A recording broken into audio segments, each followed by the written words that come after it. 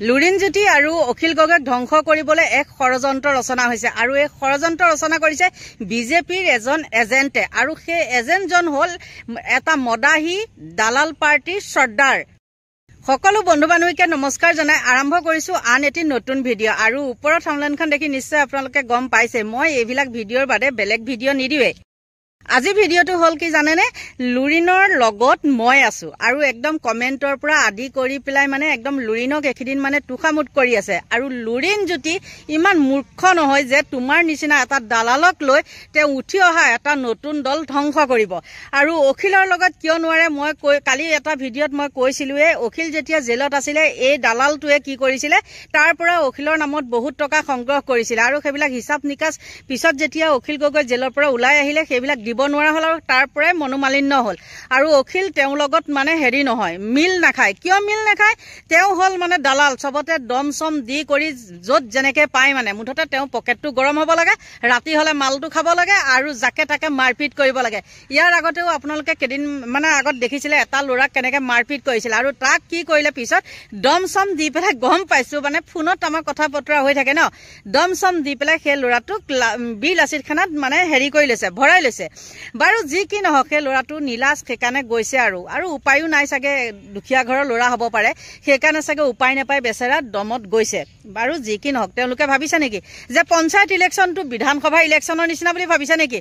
আৰু এটা কথা হেৰি নহয়, কিবা ভেকুলীয়ে মানে এই হেৰি গৰু খোজৰ পানীটোকে সাগৰ বুলি ভাবে যে, ঠিক তেনেকুৱাই বুলি ভাবিছে আৰু মোৰ লগত কেইটামান আছে বগা চাৰ্ট পিন্ধা একদম নহয় জানো, গতিকে মই একদম জিকিমেই। বাৰু ঠিক আছে তুমি খেলা ২৬ৰ পৰা, আমি মানা কৰা নাই, তুমি ২৬ৰ পৰা বাৰু শিৱসাগৰৰ পৰা খেলাচোন। শিৱসাগৰৰ মানুহ ইমান মূৰ্খনে যে তোমাৰ নিচিনা এটা প্ৰাৰ্থীক হেৰি দিব, তোমাৰ লগত থাকিব পাৰে লগোৱা লিখছ কেইটামান মদাহী, সেই বুলি যে তোমাক ভোট দি পেলাই কোনোবাই জিকাব, সেইটো একদম গছত গৰু উঠা হুলুঙাৰে কাণ খুচুৰা কথা। এইটো ভিডিঅ' নবনালো হয়, কিয় বনাবলগীয়া হ'ল জানেনে, যিহেতু আজি এটা মই নিউজ দেখিছো, মই লুৰিণদাৰ লগত আছো, মই থাম্বনেইলত লগাই দিছো চাব, মই লুৰিণদাৰ লগত আছো। লুৰিণজ্যোতি, মই আকৌ কৈছো লুৰিণজ্যোতি ইমান মূৰ্খ নহয় যে তোমাৰ নিচিনা এটা দালালক লৈ তেওঁ দলটোৰ বদনাম কৰিব। আৰু অখিলৰ লগততো বাৰু নোৱাৰে, এতিয়া মানে তেওঁ একদম পাকে পকাৰন্তৰে এফালে নিজে কয়, মই আপোনালোকৰ আগলৈ লগাই দিম চাবচোন, নিজে কয় মই নাম নলওঁ আজমল, ছেকেণ্ড এটা আজমল ওলাইছে, ছেকেণ্ড এটা আজমল, সেই ছেকেণ্ড আজমল টোকেই শিৱসাগৰৰ সেই শিক্ষিত সমাজে ভোট দি জিকাইছিলে নে? জেলত, আৰু এটা কৈছে কি জেলত আছিলে কাৰণেহে বোলে মোকোলাবলৈ, সেইটো কৈছে।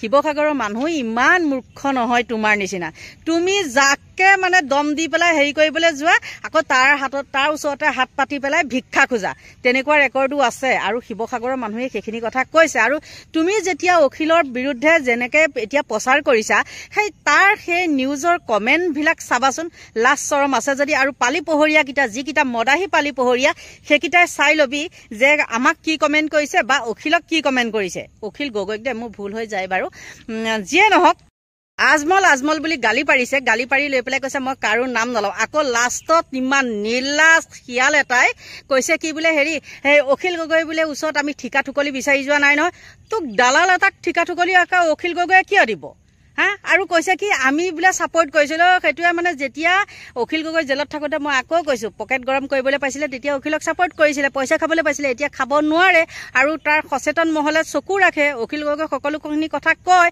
আৰু গতিকে সেই দালালটোক বাৰু অখিল গগৈয়ে কিয় ছাপোৰ্ট কৰিব?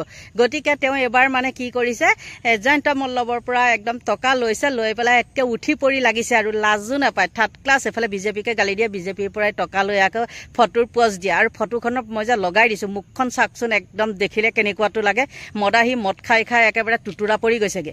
গতিকে আপোনালোকৰ মাজলৈ মই ভিডিঅ' দুটা লগাই দিছো, চাওকচোন। এতিয়া কিছুমান মানুহে কয় বিল আছিল নাই, পইচা তোলে পইচা কোনে তোলে? বিল আছিল টেক্স লয়, টেক্স দিব লাগিব, ইয়াত আছ পইচা দিব লাগিব, তাতকে আৰু বেলেগ কথা কিবা আছে নেকি? নাই। ইয়াত আহি কোটি কোটি টকা ৰাজস্থান, বিহাৰৰ পৰা বাংলাদেশৰ পৰা ঘটিছ, জাতীয় অনুষ্ঠানৰ নামত পইচা দিব লাগিব,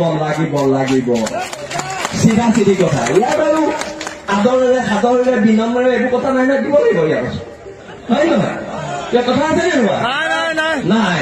কাৰণ এইখিনি মাটি আমাৰ মাটিত আমাৰ মাটিৰ পৰা তেল নিবি, আমাৰ মাটিৰ পৰা কয়লা নিবি, আমাৰ মাটিৰ পৰা চাহপাত নিবি, আৰু তাৰ পিছত কবি ইহঁতে চান্দা বিচাৰি আহে। আমি সেইকাৰণে চান্দা শব্দটো বন্ধ কৰি দিলো অসমত।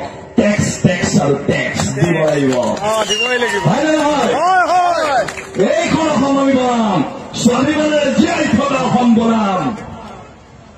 2016 চনত আজি মোক ইয়াত দায়িত্ব দিছিলে ৰঞ্জুদাই যে তই শোভাযাত্ৰাটো উদ্বোধন কৰিবি। মই কিয় নকৰিলো জানেনে? আজি মই আবেগিক হলো। 2016 চনত শিৱসাগৰত মোৰ দেউতাই বীৰ লাচিত থানাৰ প্ৰথম শোভাযাত্ৰাটো উদ্বোধন কৰিছিলে। যিহেতু মই মোৰ দেউতাৰ সমপৰ্যায় হ'ব নোৱাৰো, মই সেইকাৰণে আজি শোভাযাত্ৰাটো উদ্বোধন নকৰিলো। কিন্তু আজি বদৰুদ্দিন আজমলে যদি কয়, শিলাদিত্যই যদি কয় জয় অসম, কি তেওঁলোক খিলঞ্জীয়া হৈ যাব নেকি?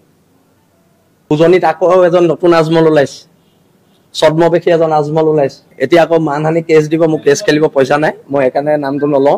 শিৱসাগৰৰ মানুহ জাতীয়তাবাদী মানুহ, কিন্তু বাংলাদেশী পক্ষত যদি কোনোবা থাকে আৰু বাংলাদেশী মূলৰ মানুহকেইটাই জয় অসম ধ্বনি দিলে সিহঁতি জাতীয়তাবাদী হৈ যাব নেকি? আমাৰ প্ৰশ্ন তাত আছে। আমি জাতীয়তাবাদী মানুহ, জাতীয়তাবাদ বিলাক পিয়ৰ জাতীয়তাবাদী হ'ব লাগিব। মাওবাদী মানুহে জাতীয়তাবাদ কৰিলে নহ'ব। জিকাইছিলো, জিকাৰ পিছত ঠগিলে, কথাটো ইমানেই। আৰু তাত আমাৰ ক'বলৈ নাই, আমি অখিল গগৈ চল ঠিকা বিচাৰি যোৱা নাই আৰু ভৱিষ্যতলৈও নাযাওঁ। আমাৰ আত্মসন্মান আছে, আত্মসন্মানৰ জৰিয়তে থাকিম। শুভেচ্ছা চবলে আছে। এতিয়া সন্দেহযুক্ত অঞ্চলত গৈ কিছুমান জাতীয়তাবাদী মানুহে মিটিং মাৰিছে, আৰু সন্দেহযুক্ত মানুহখিনিয়ে যদি জয় অসম কয়, তেন্তে আমাৰ অসমীয়া জাতিৰ অস্তিত্ব ক'ত থাকিব? আমাৰ খিলঞ্জীয়া ভূমিপুত্ৰ মানুহৰ অস্তিত্ব ক'ত থাকিব? কেৱল মাত্ৰ ভোটৰ স্বাৰ্থত বাংলাদেশী মূলৰ মানুহখিনিৰ লগত মিলি জয় অসম চিঞৰি থাকিলে উজনি অসমৰ মানুহে গ্ৰহণ নকৰে। আমি জাতীয়তাবাদী মানুহ, জাতীয়তাবাদ বিলাক পিয়ৰ জাতীয়তাবাদী হ'ব লাগিব। মাওবাদী মানুহে জাতীয়তাবাদ কৰিলে নহ'ব, হয় নে নহয়? কথাবিলাক স্পষ্ট। আজি ৰাজনৈতিকভাৱে বিধ্বস্ত হৈ গৈছে কোন? বদৰুদ্দিন আজমল। সেই বদৰুদ্দিন আজমল বিধ্বস্ত হ'ল, উজনিত আকৌ এজন নতুন আজমল ওলাইছে, ছদ্মবেশী এজন আজমল ওলাইছে। এইটো আপোনালোকে গম পায়, এইটো অসমৰ জনগণে গম পায়। এতিয়া আকৌ মানহানি কেছ দিব, মোক কেছ খেলিব পইচা নাই, মই সেইকাৰণে নামটো নলওঁ। কিন্তু এতিয়া উজনি অসম বাংলাদেশ কৰিবলৈ মই নিদিওঁ, বীৰ লাচিত থানা অসমে নিদিয়ে, এইটো স্পষ্ট কথা। আৰু উজনি অসমত জাতীয়তাবাদৰ ধ্বজা উৰিব। আৰু আমি আছো, ফেচবুকৰ জৰিয়তে জনাইছো, সামাজিক মাধ্যমৰ জৰিয়তে জনাইছো কাৰ লগত আছো, কাৰ লগত নাই। ৰাজনীতি হয়, ব্যৱসায় হয়, কিবা হওক, মানুহৰ সততাটো থাকিব লাগিব। এতিয়া ক'বলৈ একো নাই, আৰু জিকাইছিলো, জিকাৰ পিছত ঠগিলে, কথাটো ইমানেই। আৰু তাত আমাৰ ক'বলৈ নাই, আমি অখিল গগৈ চল ঠিকা বিচাৰি যোৱা নাই আৰু ভৱিষ্যতলৈও নাযাওঁ। আমাৰ আত্মসন্মান আছে, আত্মসন্মানৰ জৰিয়তে থাকিম। শুভেচ্ছা চবলে আছে। এতিয়া যিহেতু বীৰ লাচিত থানাৰ সত্তাটোক অপমান কৰিছে, মই বীৰ লাচিত থানাৰ এজন সাধাৰণ সৈনিক, কিন্তু মই দায়বদ্ধ অখিল গগৈৰ ওচৰত নহয়, মই বীৰ লাচিত থানা সৈনিকৰ ওচৰত দায়বদ্ধ। উজনি অসমৰ মানুহে চাই আছে কোনে কোন জেগাত গৈ, যদি নিজৰ মানুহখিনিৰ মাজত মানুহৰ গ্ৰহণযোগ্যতা নাথাকে, যদি বাংলাদেশী মূলৰ মানুহখিনিৰ মাজত গৈ ৰাতি 12টা বজাত জয় অসম চিঞৰি থাকে, তেতিয়া অসমৰ জনগণে, উজনি অসমৰ খিলঞ্জীয়া জনগণে সেইটো কেতিয়াও বিশ্বাসত নলয়। আমি বাংলাদেশী বিৰোধী মানুহ, উজনি অসমৰ মানুহ। এইটো কোৱা নাই যে নামনি অসমৰ মানুহ সমৰ্থক বুলি, কিন্তু উজনি অসমখন আমি নামনি অসমৰ আজি যিটো অৱস্থা হৈছে, আমি উজনি অসম সেইটো অৱস্থা হ'বলৈ নিদিওঁ। এজন বিধায়কে যেতিয়া এটাও জিলা পৰিষদ জিকাব নোৱাৰে, মানে গণভিত্তি কমিছে আগতকে। এতিয়াও সময় আছে গণভিত্তি ঠিক কৰি লোৱাৰ। কিন্তু এটা কথা স্পষ্ট, শিৱসাগৰৰ মানুহ জাতীয়তাবাদী মানুহ, কিন্তু বাংলাদেশী পক্ষত যদি কোনোবা থাকে আৰু বাংলাদেশী মূলৰ মানুহকেইটাই জয় অসম ধ্বনি দিলে সিহঁতি জাতীয়তাবাদী হৈ যাব নেকি? আমাৰ প্ৰশ্ন তাত আছে। আজি বদৰুদ্দিন আজমলে যদি কয়, শিলাদিত্যই যদি কয় জয় অসম, কি তেওঁলোক খিলঞ্জীয়া হৈ যাব নেকি? এই কথাবিলাকত মানুহক আভুৰা বহাব নোৱাৰে। আৰু বাংলাদেশী মূলৰ মানুহৰ বিৰুদ্ধে আমাৰ যিখন সংগ্ৰাম, সেইখন সংগ্ৰাম অব্যাহত থাকিব। এতিয়া মই আছো ন লুইণ্ডাৰ লগত, চিন্তা কৰিব নালাগে। মই জাতীয়তাবাদী শক্তি লগ হোৱাটো বিচাৰো, মই জাতীয়তাবাদী শক্তি লগ হোৱাটো বিচাৰো, জাতীয়তাবাদৰ এখন চৰকাৰ হোৱাটো বিচাৰো। সেইটো অসমৰ ৰাইজে দেখি আছে, অসমৰ ৰাইজে বিচাৰ কৰিব। আমি এই বৰ্তমান অৰাজনৈতিক স্থিতিত আছো, আৰু এইটো অসমৰ ৰাইজে দেখি আছে ন কোন কাৰ এজেণ্ট। ভাল কথা, খেলক, তেখেতৰ গণতান্ত্ৰিক অধিকাৰ আছে, 126টাই জিকক।